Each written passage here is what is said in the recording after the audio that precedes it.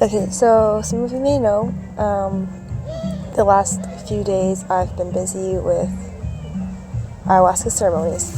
So my first one was Wednesday night, so on Tuesday I left Isla Mujeres and got on the ferry, hopped on an auto bus, which is surprisingly cheap. It was only like 150 pesos or something. And I went to meet my friends in Tulum. And when we got to Tulum, we did some touristy stuff during the day. Like we went to some of the cenotes, which are these giant connected tunnels that are these bodies of water all over the city in Mexico's that are connected, and so it's really cool. I eventually want to go dive them, but you can see here the water there was just beautiful, and you can the guys kind of free dived in, but I didn't because I don't think I can actually hold my breath for long enough. I didn't want to get trapped in a cave and drown. So this was the cenotes, and then we went to visit Coba, which is on the ancient Mayan ruins, and that was pretty cool. I got to climb up it, and yeah, that was our touristy stuff that we did in Tulum. And the beach there, oh my god, the sand on that beach is so soft, it's like fine powder. It was amazing. It's a beautiful city. I'm gonna go back, I think before I go home. Anyway, so while we were there, we stayed with these awesome local Mexican dudes that also host and peyote ceremonies. So they're so sweet. Yeah, the guys are talented, and this guy Rodrigo, here's a video of him playing.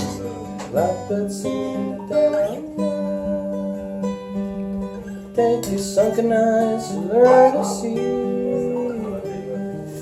Oh, your life.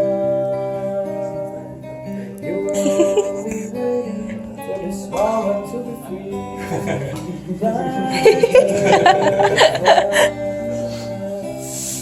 Blackbird fly into the light of a dark black night. Hanging out, and they're eating quesadillas, and they're explaining to me that quesadillas need cheese because it starts with the word queso, which is cheese, and it was a funny moment. They're eating quesadillas and just hanging out, what is that? Eating chips and stuff. So this is them. I love them. And so we stayed at their place while we were there. Me, my friend Lee, who organized it, and the two shamans from Colombia. And in one of the mornings, actually, we had this cool flute jam session. It was just, for some reason, we had 5 or 6 different kinds of flutes, so we were just all playing with them. That's Wilson. He's a shaman for our ceremonies, and the Taita, which is they're both from Colombia. So the first night of ceremonies, we were in the jungle. We picked everybody up from the gallery, which is a store that the guys owned. Picked up everybody up from the ceremony. The first night there was 26 people. There's a lot of people.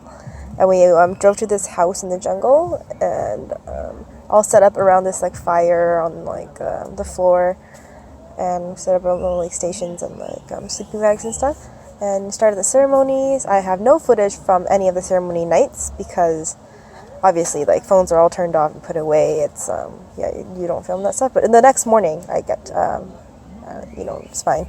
So all my footage from the ceremonies were from the morning. It was the first night we're in the jungle, and then in the morning time when the shamans do these personal healing sessions to clear out and anything that still may be lingering, and it's super healing. It's really a chiropractor session with energy work. So they have this leaf fan thing that they use, and they play the harmonica, and they spray this water on you and blow smokes and just sage and stuff. And they do personal healings. They kind of work on your acupressure points and crack your back, crack your neck, and shake you out and just clear your energy. It feels really good. So in the morning that's what they do. And first night we're in the jungle. Second night we're on this beachy area. We didn't have access to the ocean, but it was in sand, and there was a fence in between. But we lit a fire on the beach, and we did the ceremony again. And then the next morning, same thing. And then I had a day break, so this was Wednesday and Thursday. And then Friday, we came back to Isla Mujeres for the next 2 ceremonies. So Friday we were just kind of like resting and giving ourselves a break, and then like setting up the stuff here. And then Saturday, Sunday, we had 2 more ceremonies at this like house that we rented out for the 2 days, and there's like a beachfront area. We again like had a fire in the sand. There were like these cool swings, and we got to watch the sunset. And the house had like a fridge and kitchen and stuff, which is nice. So yeah, we just got to hang out there. And so I purposely didn't really talk too much about my experiences until I was done all 4 ceremonies, because what I've noticed is a lot of times what happens in the first ceremonies don't make sense until the end of it. It's like a whole like journey. So like if anybody were to try it, I would recommend them to do definitely more than 1 night. Like the more nights you can do is almost like the better. Like the first time I did 3, this time I did 4, and I'm really glad I did at least 3. Yeah, every experience is so different. So even if you drank your first night and it wasn't like what you wanted it to be, then don't let that discourage you from trying it again and again. Like sometimes nothing happens. Sometimes, you know, like you get really sick, or like you purge a lot, and it might not be the most like pleasurable thing. Don't let that scare you out of it, because sometimes you have those blocks you need to purge out and work through before you can really have a connection with her, the spirit. So yeah, don't like my first nights and both my experiences have been harder. Like so the first night in the jungle, I had some like visions kind of in the beginning of the night. Like I had it was more like really vivid dreams. Like I don't know, like they were like really trippy. Like it felt like they were super real and they happened. It was interesting. But for the most part, so that was my first cup. And then my second cup, I went and got more, because eventually like I woke up, and then I felt like pretty normal. So I was like, oh, I can't talk, sorry. There's still a lot of the night left. So I drink another cup, and my stomach just did not like that. So the thing about ayahuasca is it doesn't taste that great. Like the first time you drink it, you can be like, oh yeah, this isn't too bad. But like, because a big part of the ceremonies is the purging, so what this means is like puking and diarrhea. It's what's like getting all the kind of like the bad stuff out of you. So it's basically got to come out one way or the other. And so once you've associated the taste and the aftertaste of that with that like nausea and like stomach feeling, like you no longer like the taste. So yeah, so that's like one of the deterrents of like, oh, having another cup. It's like, oh, I don't want to taste it. But anyways, it's medicine, so it's kind of like Chinese medicine for anybody who's tried it. It's like it's strong stuff. So yeah, drink it. And yeah, my stomach just reacted to that. So I was basically like, I didn't really puke. I puked maybe like once. I purged like once, but mostly it was just like my stomach. I had to keep running to the bathroom. But a lot of people had that same experience that night. Like I noticed like everybody was like going to the bathroom. There's people like puking in the jungle. Like yeah, it was. But for some people it was really pleasant. Just for me personally, that was a hard night, and yeah, it is what it is, right? So, and I got that. I was like, yeah, it's been a while since I've done this, and I probably have some shit that I need to like purge out and work through some blocks, and I know like parts of me are like kind of closed off still. So that was fine. I had a really good support system there, so, and there's dogs everywhere. These like cute ass dogs everywhere. Like this like hairless dog that belonged to the guy who like owned the property that we were on in the jungle. Like, oh, she's so cute. It's like this like naked, hairless, like Mexican breed named like Cholo, I think, and they call it Cholo. But yeah, they're funny. Super sweet dog though. Anyway, so the second night on the beach, my experience was very different. I was starting to get more visions. Definitely had yeah, more of a connection, more visions. My biggest takeaway from that experience was my own relationship with my like heritage. So I've noticed like the last like couple of months of getting more and more, especially like working in a bar and stuff, there's this like anger that comes up inside of me, this like dislike of people asking about my Asianness, essentially.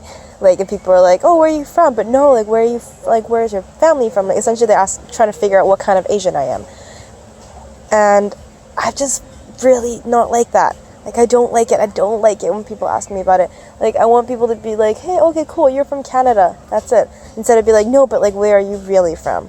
You know, like, I think a lot of people, like, like, certain, like, ethnic backgrounds get that a lot. Like, fuck, it's like you need to just pry and figure out what kind of Asian I am, and it's usually some like lame pickup line, but sometimes people are just genuinely curious. But anyways, I've noticed that like it's irritating me more and more, and I knew that was probably something I should look at and work out, but I just haven't gotten around to it. So it came up in the ceremony. I'll try to articulate this properly. But I think when I immigrated, I had a really hard time with like feeling like I fit in or I'm accepted because I was different. You know, immigrating from Taiwan to Canada, even like between when I was even younger, going from like Taiwan to California, like there just wasn't a lot of Asian kids around, especially in the areas that I moved to. Like in Vancouver, yes, there's a lot of Asians, but I was in Maple Ridge, so that's the whitest part of the Lower Mainland. So I struggled with being Asian, essentially, and not fitting in and feeling like an outcast. And I think I still carry some of that shame. Like, I have this belief that if I embrace, like, if I'm super Asian, then people will not like me. Doesn't make any sense? Like, for example, I don't even bother telling a lot of my friends how to pronounce my Chinese name. Like, a lot of my friends get so frustrated because I just won't tell them what my Chinese name is. And it's like, I think I have these memories of people making fun of, like, my language. Like, when I speak the language, it sounds weird. When I, like, eat a certain kind of food, they, like, make fun of me or, like, tell me it smells bad. Or, you know, it's just, like, I was made fun of for my culture, like, the way it sounds, the way I dress, the way I would tell them about, like, what I did for my childhood, and people would, like, tell me I'm weird, and, you know, just, like, the way I expressed myself wasn't okay in a social setting. So I think I still carried a lot of that, like, shame and guilt. Like, I think it's, like, shame about those parts of me, and those are parts of me that I cut off. But in reality, like, I absolutely love my culture. I love Taiwanese culture. I love the moral beliefs that we were raised with, the givingness, the caringness, the always help your neighbor kind of mentality, like everybody's your neighbor, like the lack of judgment. There's not a lot of racism, like religions all get along. Like, it's actually really beautiful culture. Like, I would gladly talk about that another time, but I love the Taiwanese heritage culture, and we have like great food, we have beautiful music, we have the language I find very beautiful, like the poetry. Anyways, so I didn't know how much of that I tried to repress and hide from my non-Asian friends until like the ceremony brought up, and I'm like, fuck, I don't show a lot of people this side of me. And so I really got to reconnect with that, and like, I cried and whatever. And I think a part of that is also the reason that I had such a hard time accepting my family. It's because they reminded me of that. And I think for a while, especially in my teenage years, like, I wish I wasn't different. I wish I could fit in. I wish I could be like fucking like white or Canadian or something.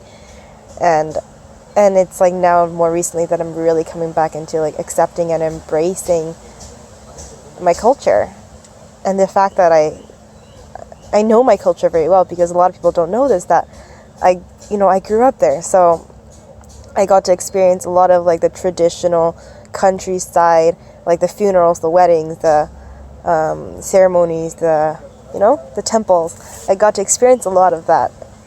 I can read and write and speak Mandarin fluently, and like I still know Taiwanese, which is kind of like an old school language. Like I'm very connected to my culture, but I got so good at covering that up that a lot of people don't even know I'm born there. Like people think I'm like half, or they think I'm born in Canada. Like people who meet me recently, like they don't know that, and that's because I did such a great, like fabulous job at covering it up. Yeah, I got so good at blending in, I came off whitewashed. And yeah, it was just really funny. But yeah, anyways, back to the ceremony.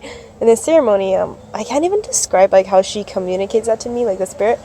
But I just took a really solid look at my own relationship with my that part of myself, and it was beautiful. And I was no longer afraid or ashamed. I think it started to come out when I started talking to like my Mexican friends, and they're genuinely curious about my culture, and they want to learn like Chinese. They want to learn Chinese, but like not in a mocking way, because I think my previous experience of people trying to learn Chinese, it's very like mocking. Like in media and stuff, even like Chinese, it's like it sounds like oh ching chang bing rong. It's like it makes it sound so vulgar. Where if you really listen to it and let me explain the meaning and the sounds and the tones, it's a really complicated, intricate, beautiful language.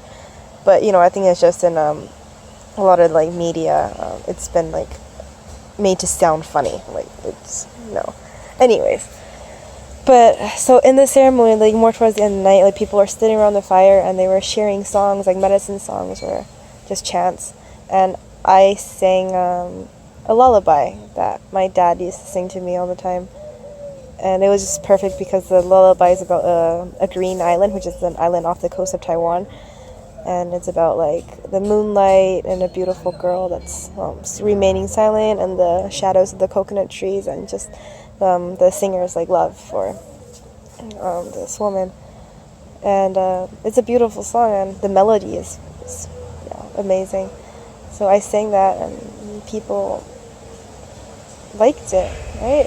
And that's something I haven't experienced, to have people appreciate that part of myself. I don't know if that makes any sense, but it was such a healing experience to be accepted in showing that part of myself. Yeah, so that was very healing, and it's like I accessed a part of like my own childhood self that I resisted and blocked out. So now that opened up. Another part of that night on the beach is like this bathroom. Oh my god. Let me just talk about this bathroom for a second. So in the place that we were at, they had these like bathrooms that were like, they were solid buildings. They were not really like outhouses or anything. They were like flushable toilets. So the walls of the girls' bathroom is like, like unfinished cement, so it's like bumpy and there's like holes and cracks in it. So it was pink. The inside of the girls' bathroom was pink. So I was sitting in the bathroom, like, of course, like parts of the night, my stomach still like was like kind of iffy. It just happens with the medicine. So sorry, I lost track of my thoughts for a second. So the pink bathrooms, I was sitting there on the floor. I was getting like visions, like I was kind of hallucinating essentially. It wasn't like it wasn't like a spiritual vision. It's less of that, but more of a just like kind of like a psychedelic hallucination. And I was looking at the bathrooms, and people who have been on like mushrooms, you know how things kind of like move and shift or whatever. That's what the inside of this pink bathroom looked like, but except like the texture and like the color of it made it look like I was inside like a human body. Like it was kind of like a shiny pink, so the way it was like squirming and moving, and it like literally felt like I was like on the inside of like a womb or like a giant vagina or like a stomach. And so as it was like moving, I can feel my stomach moving like with it, and it was just so fucked up. Yeah, so I stared at that bathroom for quite a long time. I just hoped that nobody else needed like that like stall because I was tripping really hard. Anyway, so after like a while of being in this like womb, I left the bathroom, and that was like the rest of my night. Blah blah blah. Yeah, it was a really beautiful night too. And in the morning, the healing sessions.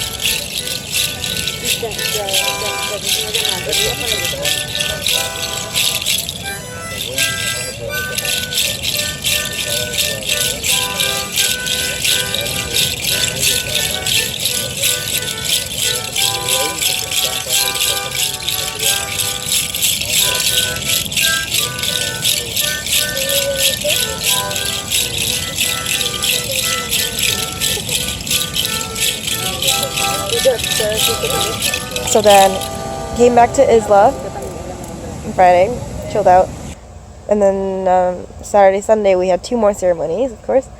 So the third ceremony was by far the strongest experience I've ever had, with the spirit. My God. Okay, so I drank my first cup,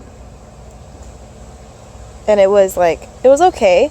I kind of went to bed and had some kind of trippy dreams. Like I felt a bit, but not super strong. In the first when it first kicked in for first maybe 10-15 minutes, I felt it. It's it's just a tease of it. I was in this I can't describe it. It's like a greenish yellowish room, but it was more it wasn't like a physical room. It was like a energetic, other dimensional room. I've been in that room before. In my first couple ayahuasca ceremonies, I had definitely been in that same room before. And there's it's the way the room buzzes, the way it sounds. I remember that place. I'm okay, I've been here before.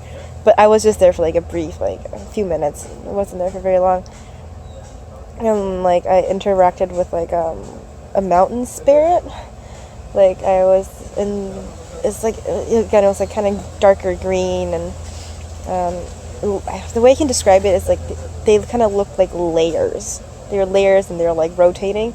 Oh, this makes no sense now I'm saying it, but anyways, things that aren't physical, they're spirits are hard to describe because you feel them energetically, but you don't really physically see them, but you do, because I don't know. Anyways, so I'm oh, who are you? And they're oh, telepathically they communicate with you, oh, we're mountain spirits. I'm oh, okay. And energetically they grab my hand and touch their chest with it. And I say the word chest very loosely, they don't really have a physical body, but energetically it felt like their heart. So my energetic hand touched their energetic heart. And that was brief, and they were it felt like they were all surrounding me and circling around me. And so that was my first cup, and then I kind of woke up, and I'm oh, okay, that's kind of done. Do I want another one? And every time I asked the question, the answer yes came back. Yes. Do I want another one? Yes. And I kind of dealt with the part of me that was still afraid and had doubt in the whole process. And I'm I want this doubt to be gone, because I know I know this is real. I know I believe this. But there's a part of me that's still a skeptic. There's a part of me that still wanted essentially proof of some sort, of something. I wanted magic. I wanted more magic.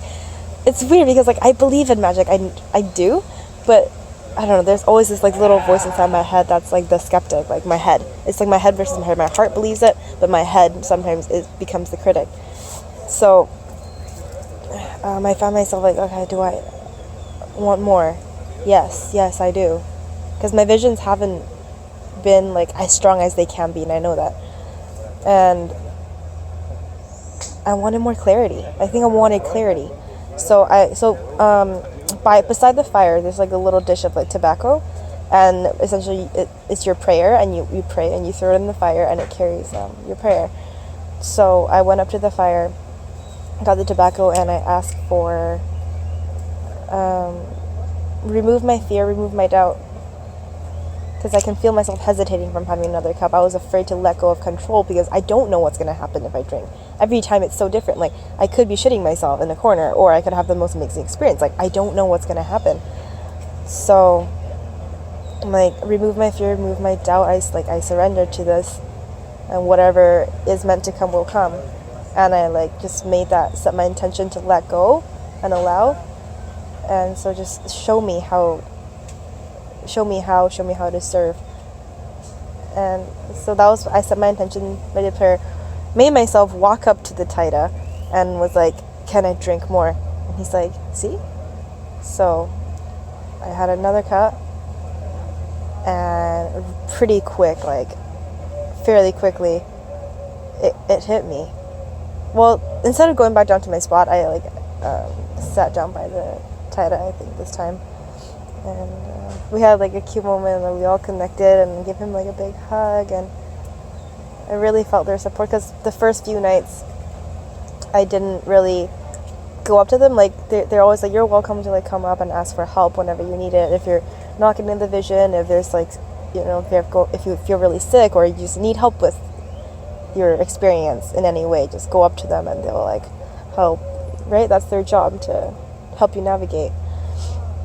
But I didn't, like, I just, for the first few nights, I don't know why, like, I just couldn't open up to that, and I didn't go up to them, and one of them called me out on it. He's like, why didn't you come? I'm like, I don't know, I will next time.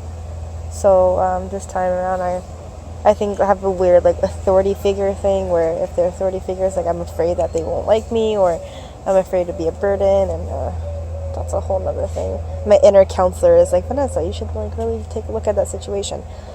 But this authority figure thing, where like I was afraid to reach out to them, and this time I had this like hug with the shaman Taita, and I was like, he's really there for me. He's such a caring, they're such caring, pure souls of like genuine like just love, and they're so amazing. I'm like, I want to cry just thinking about them.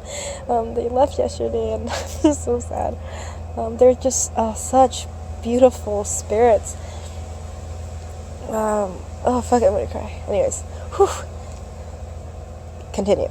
So yeah, eventually it kicked in, and wow, like the visions were so strong. Like, I can't even describe them. Like, everything looked different, and I got to experience the world from a spiritual side. So there's like this physical realm, and then there's like a spiritual realm, right? And I got to fully experience the other side. It was, I don't even know how to describe it. Like, I was just stumbling around. At points it was very overwhelming. Like, I remember I was like, I think I had to puke, so I had to go to the bathroom, but somebody was in the bathroom, so I went to just in the corner, and just like by like a tree, and I was just like on my knees, and like, keep in mind, like, it sounds way worse than it actually was, because like when you talk about like vomiting and like diarrhea when you're like normal and like sober, it sounds like, oh, that's the worst thing. But when you're in that state, it feels good. It feels like you're purging like negative energy. It feels like you're purging like any hurt that you're carrying around, right? So like when I say like purging or puking or diarrhea, it's like in the moment you want to, like, you want to be getting rid of that stuff. It's like coming out of you, and it's like, it's a relief. It's like when you really have to fart and you finally fart, you're like, oh my god, thank god. It's that feeling. So I was like in the corner, like on my knees, like praying, and I'm like looking at the sand, and everything is just like moving and transforming, and there's like patterns of like it was crazy in the sand. And then like I would like vomit, and then the vomit would like blend in with the sand and like become like a part of the pattern. And everywhere it looked, like in the sky, the stars, the moon, like everything was just different. I can't describe it. You know, like psychedelic art and like those paintings of like everything is just like moving and like transforming and different, and like the colors are different, and you can see like geometrical patterns. Like, that's what it looked like. I was in the spiritual realm, and it was crazy. And so after like being like back and forth between like the tree in the corner and like the bathroom, and then also like closing my eyes and like having visions there, eventually I'm like, oh my god, this is a lot, and I was kind of getting overwhelmed. So like I kind of like crawled my ass back to like the shamans. I'm like, guys, can you help me? Like, help me. This is like a lot. I kind of want to break. And so they like did some that like the leaf fan and the water and the chanting for me, and it's like this magic. Like I felt way better, so I like got to calm down. I sat down beside them and I got to calm down. And they're like, "Do you want to sing?" I'm like, "Oh, I don't know, man. I'm still pretty fucked up." Because like, in some of the early ceremonies, like I mentioned, like I've sang before, but it's usually towards like when I'm more like back and like sober and just kind of like finishing off the night, or like in the morning. But I've never played while I was still like super in it. Like at this point, like I was still like feeling the full effects of this stuff. And I was like, "Oh, I don't know, man. I'm still pretty fucked up." He's like, "No, that's the best time to do it." I'm like, "Oh, okay." Like my guitar's so far away. And so they got it for me. Like somebody went and got my guitar for me, and I got to play. And one of the shamans had like helped me open up my heart. He's like, "Yeah, just focus on your heart, live in your heart." And he was like poking my chest, and it was like painful. Like the spots that he was touching was like painful, but it was like getting released out. Like he's like, "Live from your heart." And so I focused on my heart and I sang. I started the first song, I think it was Hallelujah, of course, and I think I just have such a strong connection with that song, and it just came out. It was the most liberating experience.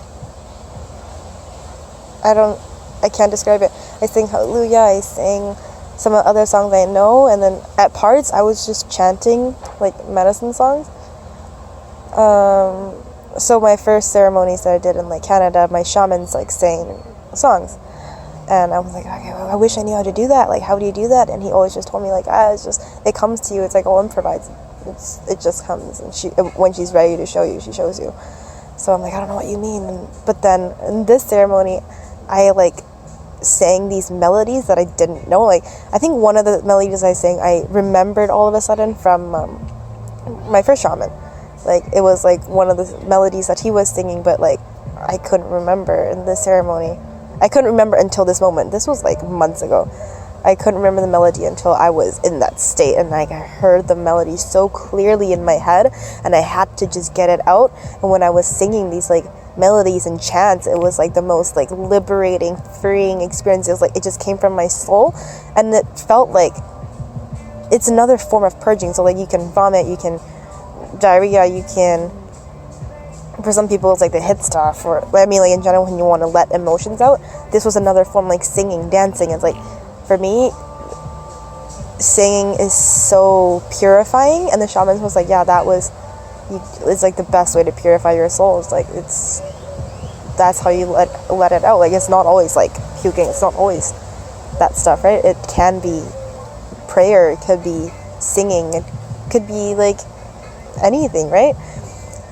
So yeah, I sang songs and I couldn't stop like for the rest of the night, like just singing at the top of my lungs from my like the bottom of my heart, just letting this shit out. And I started singing the lullabies that my dad used to sing, and by the third one it was a song about like the autumn wind that he used to sing, and I just started crying. I broke down. I touched a part of my heart. I like accessed like this like deep down tucked away piece of like emotion. I touched it and it just it all just came out, and I cried my heart out. I cried, and like the shamans kept doing work on me as I was crying and letting it out, and I felt like I was a little kid again. It was very much about like my dad. It was like a song that he sang, and the message in this song was always about coming and then leaving for like a year. It's like the autumn wind, leaving for a year and then coming back the next year, and the children have grown up taller and taller than the last time he saw them. And man, it just touched my heart so much how that's exactly what my dad was going through, like going away and then coming back, and we were always different, older, changing every time he came back, because he'd be gone for like months at a time. So you know, as like little kids, like a few months, like you grow a lot. So I heard that message and like experienced his pain, his sadness, and my pain and my sadness as a child, like having him not there. And man, I just cried and I haven't cried like that in a very long time. I'm like tearing up talking about this.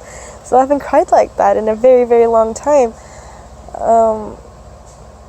But yeah, and like the title was like holding me and like doing like work on me, and they're just so supportive, and all the shamans, and they just really helped me through that. And it just felt good. I'd be like crying my eyes out, and then like I'd stop and just kind of like chuckle and laugh, because it felt so good to be letting it out. So it was like a happy cry in between like letting out sadness. Like I wasn't suffering in any way in that moment. Like I was just liberated. I was like, it just had to come out, and it was so healing.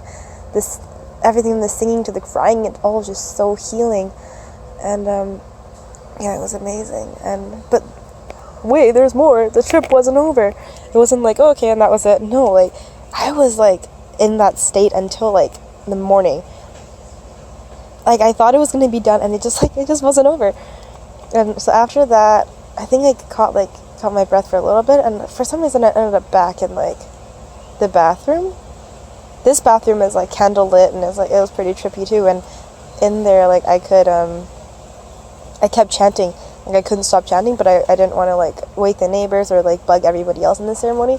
So between my songs, sorry, I'm jumping around, but between my songs I played some like Oasis, some like yeah, just all the songs. And then between my songs I was be like, oh my god, this feels so fucking good. Like it just felt so amazing. It was funny, like my friend thought it was hilarious that like in between songs I would just like shake, and like I was strumming my guitar like the hardest I've ever strummed it. Like it just felt so good to be playing and singing, and like I just had to like shake it out there. I had so much energy, like I just felt amazing. Anyways, so fast forward again. After the crying and stuff, at some point I ended up back in the bathroom, and I had to keep chanting because I felt like it was coming out, but I couldn't puke.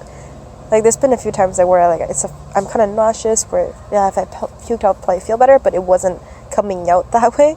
So I had to find other ways to like let go of that, release that energy.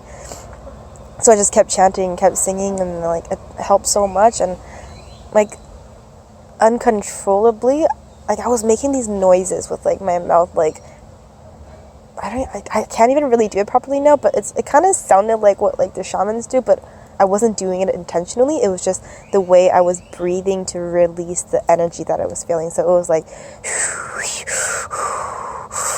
it doesn't sound like that, but like just different sounds and like different hand gestures I would be doing. It felt like they kind of like witchcraft or like some sort of like magic. So like at the end of the night I like went back to my friend Lee, and I was like, Lee, I know magic.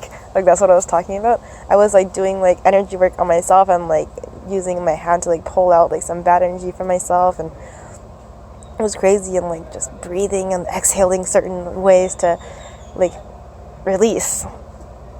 Some people probably are listening to this like, the fuck is she talking about? But whatever, like this is just my experience. You can believe me, you cannot believe me, I don't really care. But yeah, that's what was going on, and I was doing some sort of work that I was just following my intuition and letting my body does what it needs to do to take care of itself, essentially. So I guess in that moment it was like the hand gestures, the energy work, the breathing, the singing and chanting. I was just allowing like my body, my spirit to do whatever it wanted to and needed to for itself. And yeah, definitely like release a lot of whatever that was. And yeah, it was amazing. Like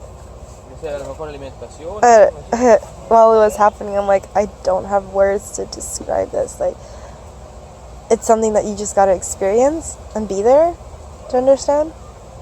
But yeah, this is like the best I can to describe it with like English words.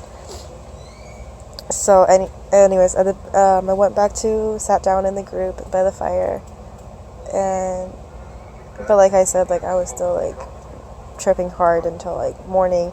Even in the morning I was still like there. I'm like looking at the sky, looking at patterns, and I just see like colors and patterns and like shapes and everything and everywhere, and it was just like the visions were so strong. And in the morning time I'm like, okay, well it's it should come to an end now. So like I went to like the Taita for my like healing session, right? And I just felt amazing, because before, it was when they would do like the fanning and stuff, when I wasn't in that state, I didn't fully like understand what they were doing. But while I'm in that state, whenever they were like do like a certain fan or make a certain sound or like suck, like they kind of like put their they hold this like little black like ball of some sort of black like crystal. It might be like obsidian or something. There's like this little sphere that they hold, and they kind of like press it on top of your head and different parts of your head, and they'll like kind of like almost like suck. It's like sucking energy out or something. I don't know exactly, but when they were doing that, I could feel like something like leaving me. I felt like lighter. I felt like I was in less of like a haze in a cloud, because I could tell that I wasn't in the same like dimension as everybody still. Like they were like, the people were like more normal, and I was still like in the different realm. It was like I was seeing them through this like fog almost. Like they seemed like kind of more far away, and I wasn't in the same place. And for a while I was like just curled up in like child's pose, like just in my trip and just telling my friends, I'm like, yeah, I'm still pretty like there. And they're like, hey man, just enjoy it while you can.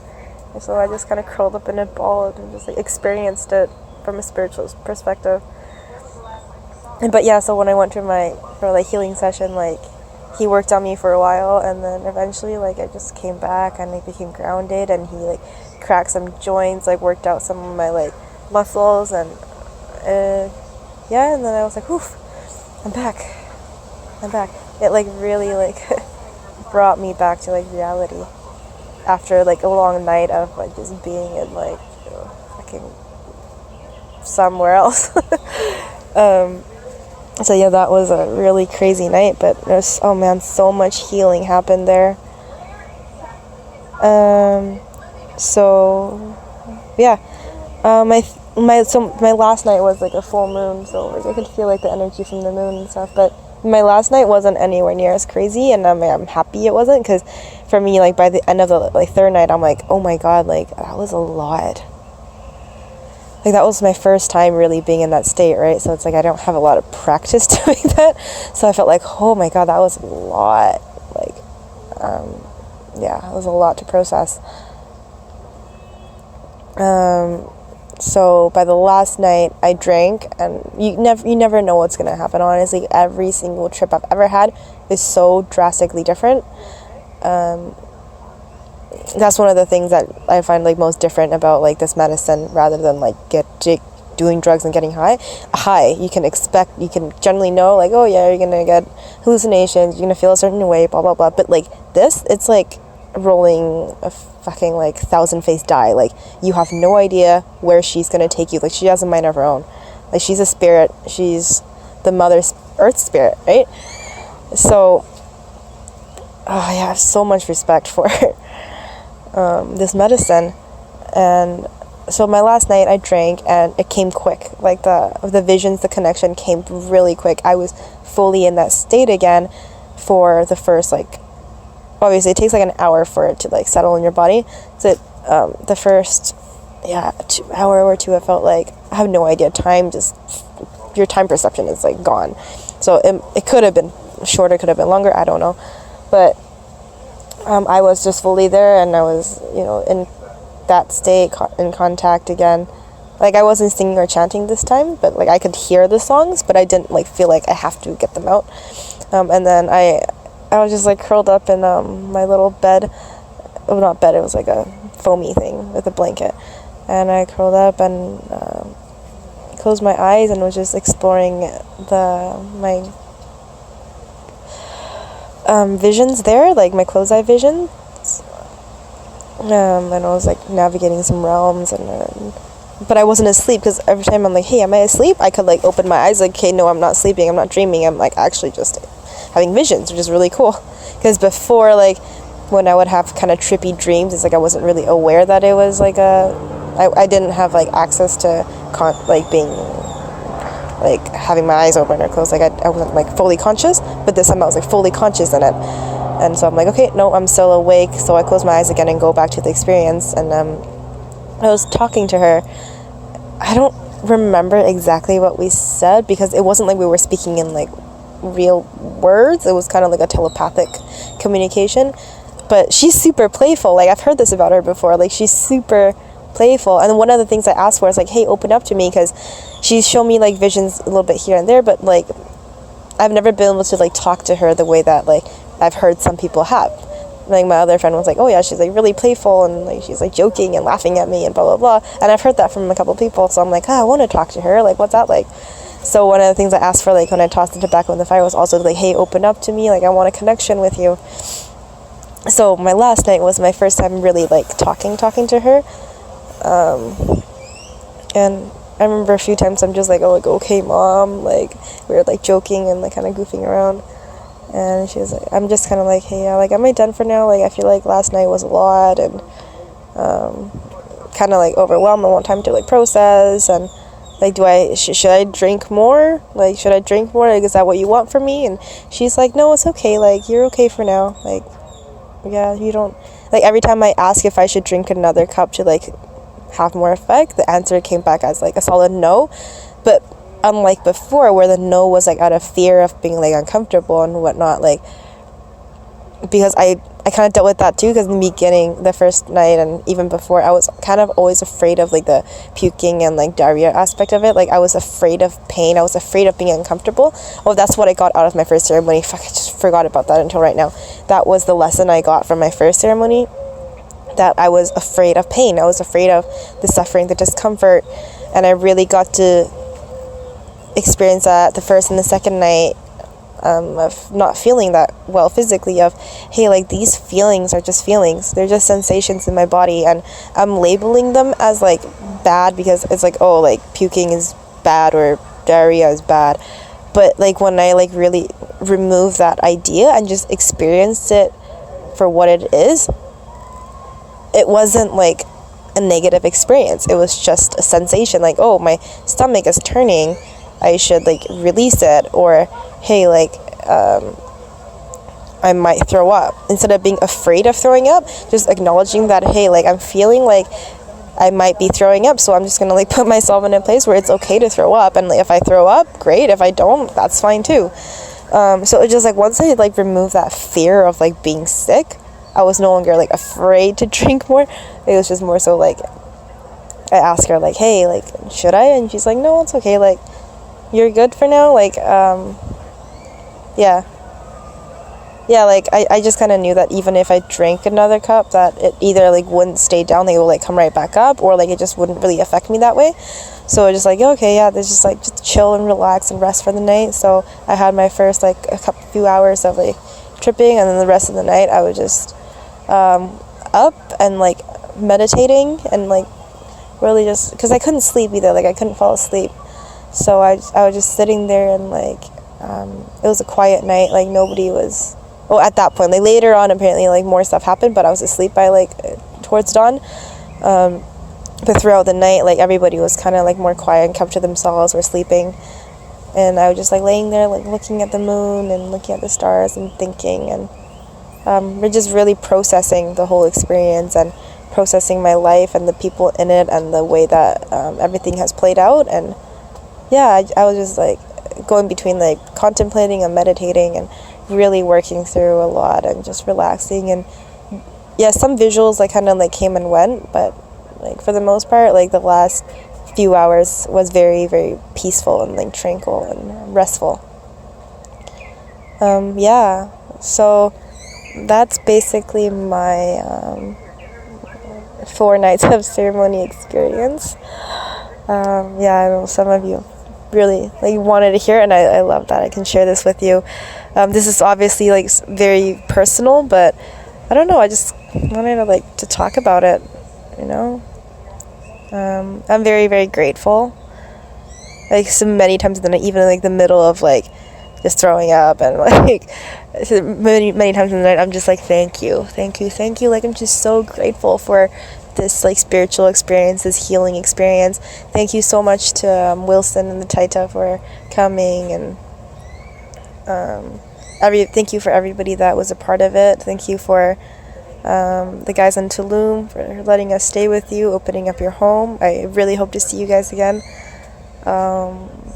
thank you for Lee for organizing all this. Thank you for everybody just was there and a part of it. I am so grateful for every single one of you and every single moment that I've shared. Thank you. Thank you, Mother Spirit. Thank you to my friends and family. I don't know, I'm just so grateful for everything. We're probably sick of hearing it, but yeah, life. All right. Thank you guys so much for listening. I love you. I'll see you or talk to you next time.